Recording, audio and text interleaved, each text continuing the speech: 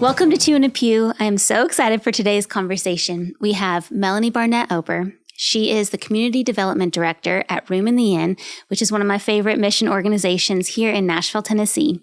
She's been with them for over 9 years, volunteered for many years before that, and her background is pretty awesome. She has a background in marketing, working for a creative agency, which she has transitioned over into working in mission and outreach, and it's just an honor to get to talk to her about faith and creativity today. I want to welcome Melanie. Thank you so much for coming and doing this with me. Absolutely. Pleasure to be here. It's an honor to talk to you because I love your background. It's such a cool way to transition into mission. So I want to get into that a little bit later, but I want to start with a little bit about Room in the Inn, particularly where you're at right now. It's such an incredible organization. Can you just tell us a little bit? I know that it started basically as a sandwich ministry with one guy, one church, and has grown to being something that now is a model for other organizations in different states, which is really incredible. So tell us a little bit about what Room in the Inn is and kind of the story about it. Sure. So Room in the Inn, we're actually getting ready to start our 38th winter season this year, November 1st, which is pretty awesome, you know. And like you said, it did start with one person. Father Charles Strobel was a priest at Holy Name Catholic Church in East Nashville. And he had already started a food kitchen. It's called Loaves and Fishes, which is still exists and functions over at Holy Name.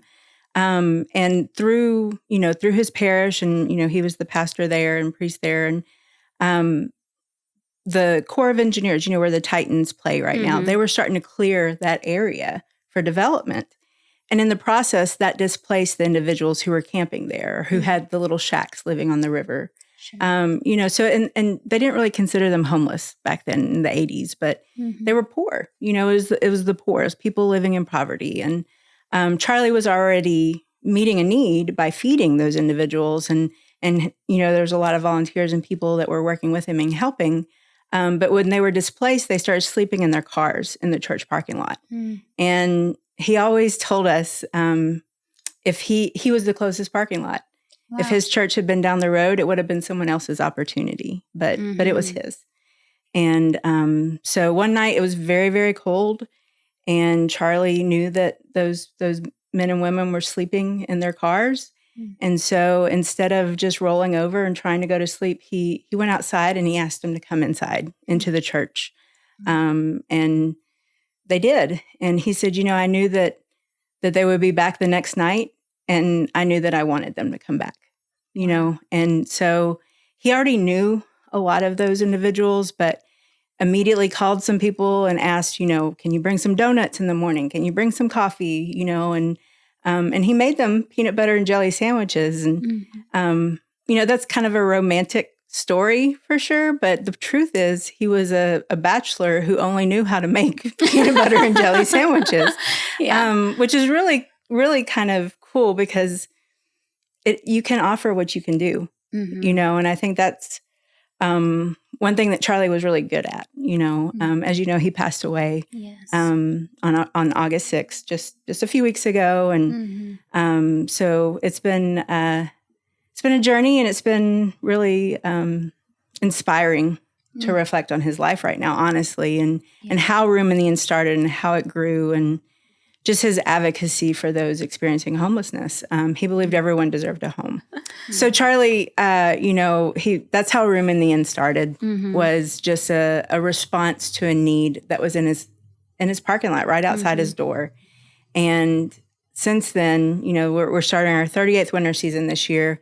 We now have a comprehensive center downtown. It's a single site of service for anyone experiencing homelessness. And our goal is just, we want people to feel welcomed. We want people to feel like they have a place to land and to belong more than anything. We want to address those basic needs. Somewhere to take a shower, somewhere to get your laundry done, have a meal, check your email, charge your phone, make a phone call if you don't have a phone. If you're unhoused, you don't have an address. Right. So we have over 1,000 people who get their mail at our campus. Amazing. So just being able to have all those resources in one place makes it so much, we don't want to make it easier for them to remain where they are. We want to make it easier so they can take those steps forward. Right. That is the biggest thing is once we meet those basic and essential needs, then we can help them, address the things that are holding them back from having that stability in life, whether that's income or connection to family, connection to health resources, but ultimately we want people to be housed. That is our goal. It's such a holistic way to look at it because I think oftentimes people think about homelessness and they think about, well, there's people that for some reason don't have a house. And then it kind of ends there. Or we need to feed people, which is a great thing to be doing. But when you think about it as actual people, you have to think about the whole picture, the whole person. And that's what Room in the Inn does, which is so inspiring to me because you really do address, like you said, the basic needs, but also thinking about the bigger picture and addressing the whole, the wholeness of the person and the wholeness of the needs, which is, as they are for anyone, different based on the individual. Right, absolutely. I know just from being there that things like the cafe, where they can come eat, and dignity is really prioritized there, which is amazing, hospitality. And you've mentioned already some of the other programmings that happen there or ways that you're able to meet needs. What about some of the programs themselves? There's a lot of group programming there. Yes. So, especially when people come into our day center, a lot of people will be like, this doesn't look like a shelter. Yeah. And that's by design. It looks like a university center, somewhere where you can come in, hang out. If you want to just sit all day inside and come in out of the elements, that's okay. Our staff are going to talk to you. Yeah. They're going to invite you to participate in the different things that are going on, like the cafe, like different classes. Our education programming and engagement activities.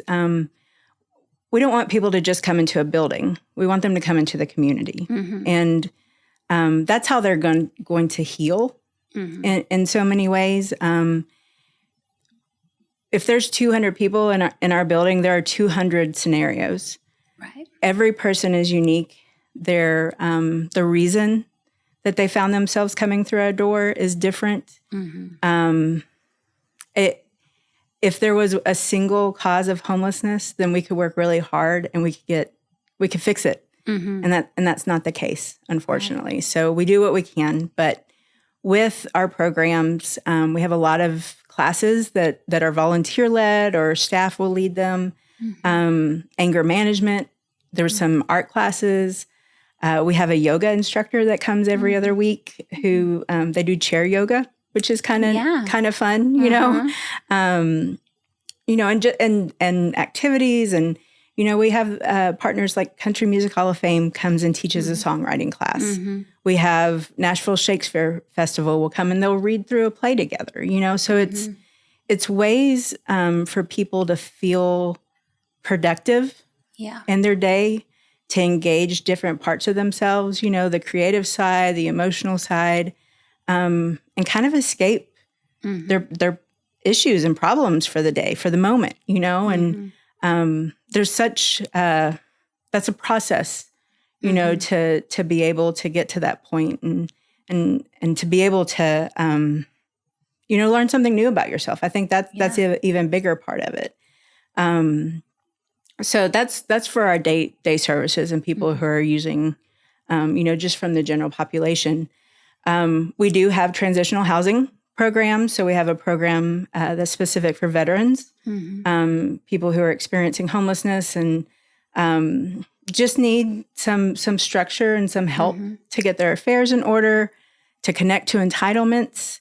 Our goal is income, to help people with income, so that maybe employment, that may be, benefits, you just don't know. Again, everybody is unique. But that process is overwhelming. Yes. Even for you and I. Oh, yeah. Having to get a replacement Social Security card, getting a new driver's license, those kind of things, it changes often.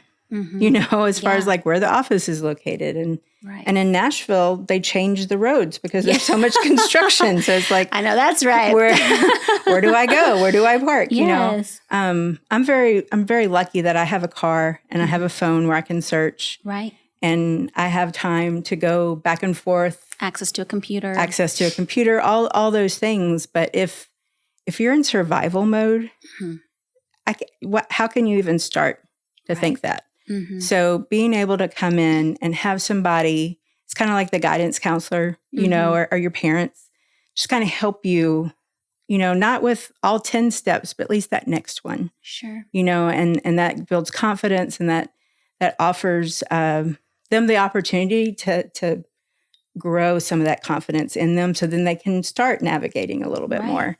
Yeah. So with our veterans program, and then we have people who are recovering from illness or injury coming from the hospitals. Mm-hmm. Our guest house is for social detox. Mm-hmm. So that's in partnership with Metro Nashville. Publicly intoxicated individuals are welcome to come to the campus and stay at the guest house. So an officer may engage with someone and bring them to have a warm meal when they wake up and to just have a safe place to rest. Mm-hmm. We believe it's a medical issue, not a criminal one. Sure. So how can we connect those individuals, not just to safety in the moment, but to opportunities to grow and recover in the long run? That invitation is always extended. Mm-hmm.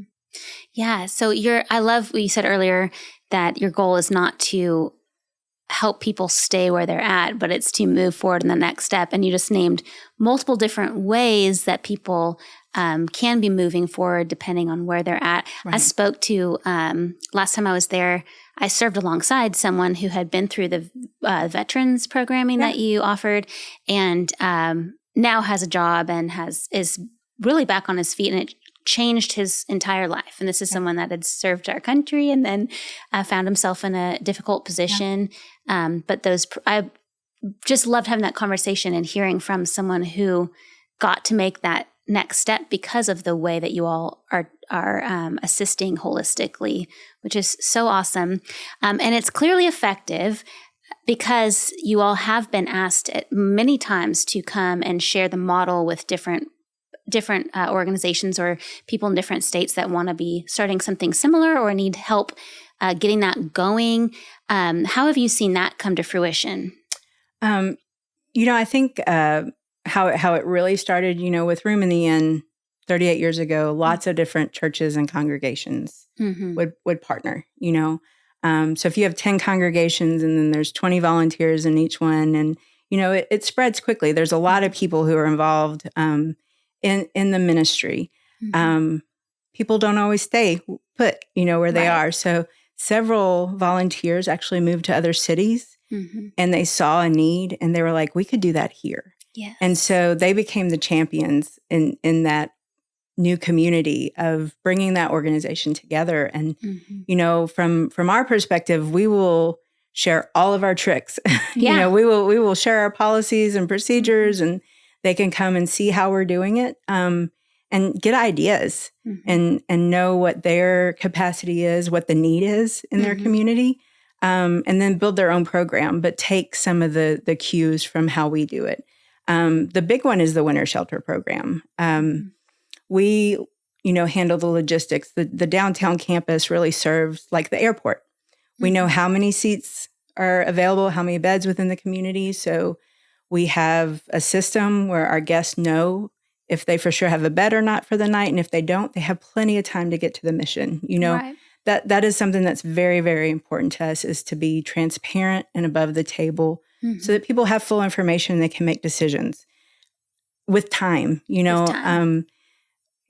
We're trying to help them move from that reactionary way of living, but knowing, who's coming, who's hosting, how many beds are available, and then volunteers come and pick up the guests. They take them back to the fellowship hall or a classroom space or whatever is available.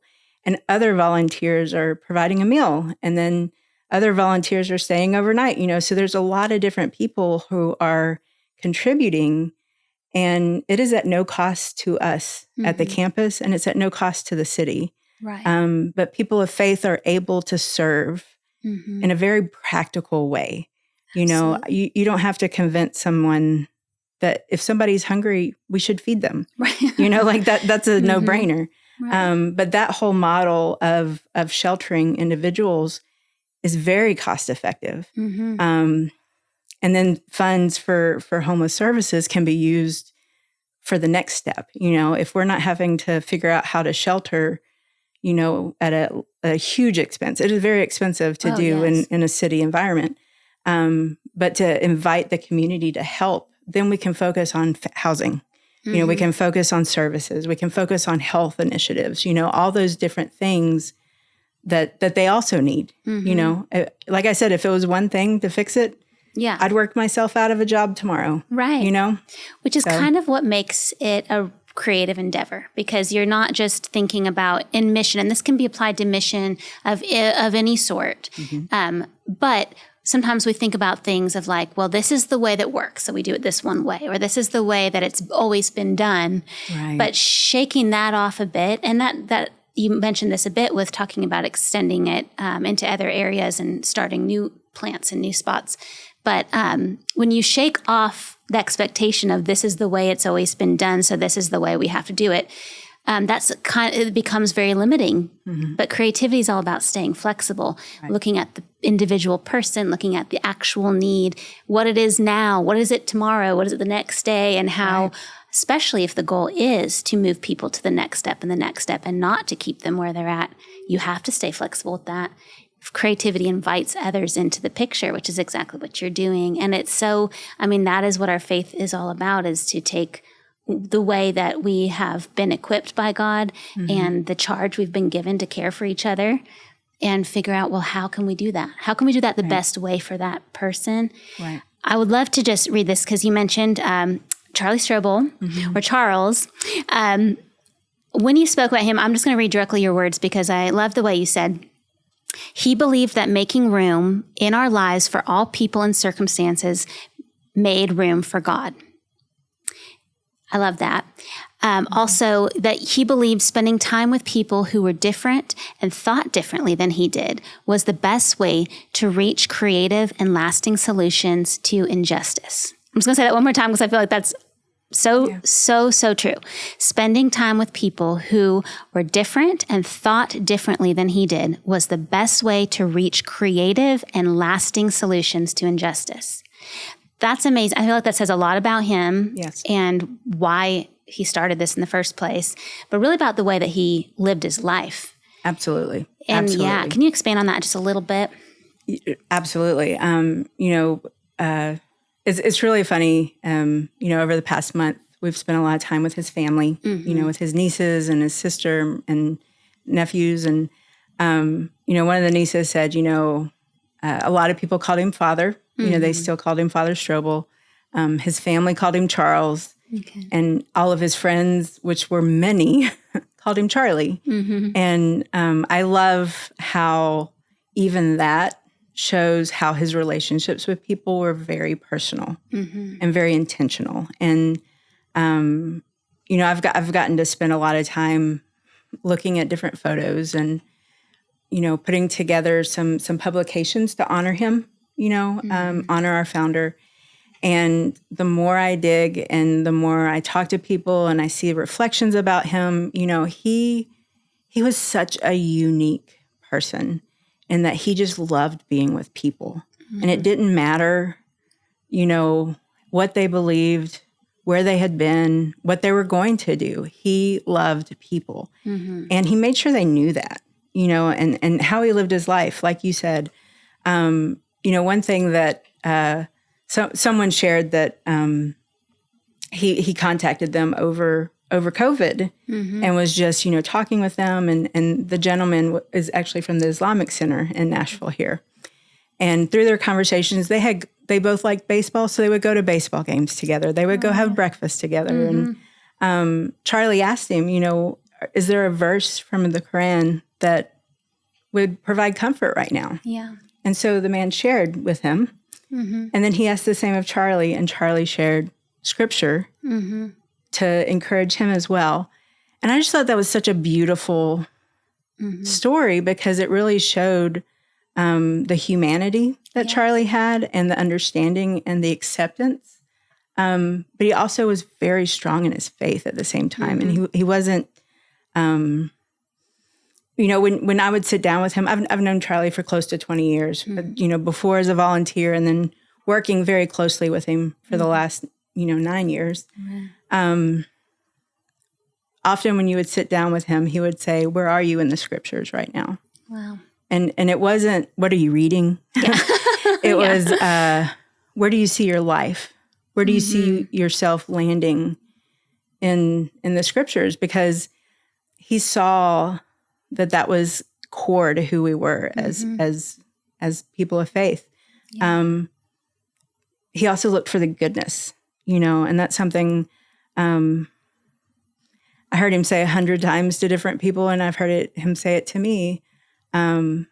We'd be going over a letter or reviewing something, and he would just stop and he'd look and he'd smile. He had this twinkle smile, and he would say, "You just don't know how good you are. Oh. You don't understand the goodness that is inside of you." Wow. And he would say that to me. Mm-hmm. He would say that to the men that he would sit down and have lunch with in our dining room. Mm-hmm. He would say that to the mayor or to the governor or to our mailman. Mm-hmm. We were all part of that, his community, and his friends. And it was just like he was so intentional in building those relationships. Wow. And very comfortable, Mm-hmm. He was just very magnetic in those senses, and how that translated to Room in the Inn, he was unashamed to ask and to invite people and to come be a part or just to come see it. That was the biggest thing. And you've been to the campus. It is very hard to adequately describe what all we do. Right. But when you see it, you get it.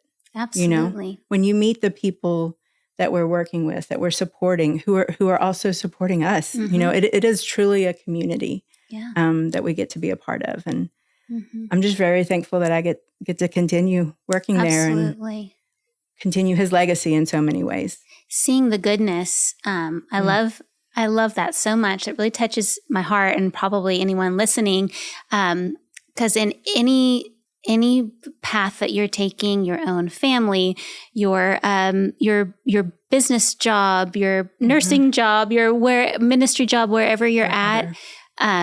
Looking at people and looking for the goodness oftentimes is what sparks the idea, or it sparks the leaning in and the leaning forwards, which may be part of this idea that him thinking that it's the best way to reach creative and lasting solutions to injustice. If you're looking for goodness in others, you're looking for ways to be of service and to create goodness. If you see goodness, you want to create goodness instead of looking at a problem and finding solutions for problems. If you're seeing goodness, you want to create goodness, and that makes its own solutions, which is amazing. So you've been with Room in the Inn, but your background before that, you were a marketing major at MTSU, which I also went to MTSU. Go Blue Raiders. But you're a Middle Tennessee native. You did marketing as your major, and then you worked at a creative agency. Yes. Before you went into mission and outreach, which is a really unique background. Actually, a lot of times people go into it from a different angle. You came into it from the creative business world. How have you uniquely used that to apply into where you're at right now? I think that could be helpful to a lot of people because people come from all different areas into the next step. Absolutely. How about you? Well, and I think the thing that you have to understand too is the money really is in nonprofit work, not business. I'm just kidding. I'm kidding. No, but so many people, I think, people of faith especially, who are working corporate jobs or business jobs, there's always that tug of what difference am I making in this world and through my life. And I didn't feel called into ministry. That's not why I left the job at the creative agency. I was burnt out, and so things happen for a reason, conversations and people come in and out of your lives at the right time. And that's, it's a long story, but that's how I ended up, actually working at Room in the Inn after being a volunteer for a number of years. But, with my experience as a project manager for many years, and it was very specific, like in a technical creative agency. We did a lot of museum exhibits, the touch screens and the projections and that kind of thing. We did a lot of educational curriculum, so I know way more about the different parts of attire than I should. Amazing. We'll talk about that later. Yeah, we'll talk about that later. But those kind of it's an amazing skill set. But it's all about like communicating, and it's all about the messaging, and it's not very different from preachers and pastors, and public speakers. When you are communicating, it's not just what's the message and they're going to get it. You have to consider all the other things. And so whether it's an education curriculum on the parts of attire or the new product line, or it's learning about, the music coming out of Bakersfield in the 1950s, whatever it's about, you have to understand what the prior knowledge is, what the noise might be for the listener. And you have to consider those things as you craft the message and deliver it, so how you deliver it, what you are trying to deliver, all those different things. There's so many factors of that. And that's really what I took from, I know how to do mail merge and things too, but that's really what I took from the marketing agency, the creative agency, and have been able to apply at Room in the Inn. My role there, I'm the community development director. So I work with our donors, the foundations that we partner with. My teammate and I we write the grants. We handle all the messaging, on our websites and social media, and any requests for podcasts and media and just any kind of communication, that everything that goes outside of the agency comes through that filter. And the challenge, and Charlie used to always say this, he was like, what we're selling here at Room in the Inn isn't really that great, our services to the community. But when we invite people to come be a part of it, it is a challenge, because there's so much stigma that surrounds homelessness, and there's so much, I don't have control over what happens in downtown Nashville. Right. And people have traumatic experiences where who knows who is truly at fault, but one experience can define a whole population. Absolutely. For a lot of people. So my role, I really do see as showing the other side of the coin, and you've been to the campus and you've seen the goodness that is in the community. The thing I've learned most, though, is community is messy when it's real. And so if I'm having a bad day and I snap at one of my coworkers, they know me, they know my heart, and there's grace there. Right. I'm going to go home, I'm going to go to bed early, and I'll be better tomorrow. Yeah. If you're having a bad day and you don't have a home, you don't even have a place to be by yourself, it's hard to reset, And so that little bit of grace and that little bit of understanding, and it's looking for that goodness, but it's also assuming positive intention. If somebody has an outburst because we didn't have the kind of deodorant that they were looking for today, right. It's not about the deodorant. Right. They don't have control over most things in their life. Yeah. And so that was the tipping point for them, And I've cried because I ran out of cheese at home before. Let's be honest, we've all had our moments, girl. Absolutely. And I think that's all of us can relate to being out of control and not being able, a lot of people who are unhoused don't even get to pick what they have to eat.